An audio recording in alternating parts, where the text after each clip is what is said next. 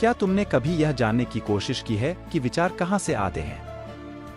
उनका स्रोत क्या है? यदि तुम रात में सोते हो तो मन और शरीर कहाँ चले जाते हैं? क्या नींद में तुम्हें इसका एहसास होता? तो फिर सुबह उठते ही ये विचार कहाँ चले जाते? क्या कभी तुम्हारे अंदर ऐसे सवाल उठे हैं? यदि तुम स्रोत पर ध्यान दोगे तो पता चलेगा कि सारे विचार उस अनुभवों से, चेतना से आते हैं। जब रात में विचार नहीं होते तो क्या तुम नहीं होते? क्या विचार के बिना तुम्हारा अस्तित्व नहीं है? विचार नहीं तो तुम भी नहीं हो, क्या ऐसा है? जब विचार नहीं होते तब तुम कौन होते? उस स्रोत पर ध्यान लगाओ, उस अनुभव को अनुभव करो।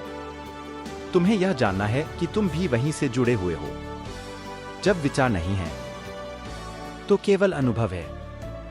जैसे लहर समंदर से ही निकली है और उसी में समा जाएगी, वैसे ही विचार भी अनुभव से, उस स्रोत से निकले हैं और उसमें ही समा जाएंगे। विचारों को भी उस अनुभव में समा जाना है, मगर अपने आप को अलग मानने वाले विचार विलीन होने से डरते हैं, क्योंकि उन विचारों का अस्तित्व खत्म होने लगता है और यह विचार हमेशा बने रहना चाहते हैं।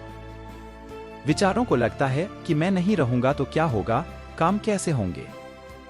मैं सोचता हूं कि तभी तो कार्य होते हैं, मेरी वजह से सारी क्रियाएं हो रही हैं। मगर तुम्हें यह समझना है कि विचार जहां से आ रहे हैं वहां से हमेशा आते रहे हैं और भविष्य में भी आते रहेंगे। जब तक स्रोत है तब तक जीवन है, तब तक विचार आते रहेंगे, कार्य होते। समझ यह होनी चाहिए कि मैंने विचार लाने के लिए कुछ नहीं किया, विचार तो अपने आप आने लगे थे और कार्य भी अपने आप हो गए। अब मुझे परेशान होने की जरूरत नहीं है, मुझे केवल स्रोत पर ध्यान देना है, अपने होने के एहसास को जानना है। समुद्र की लहर को स्रोत की तरफ मुड़ना है और उसमें समा जाना है।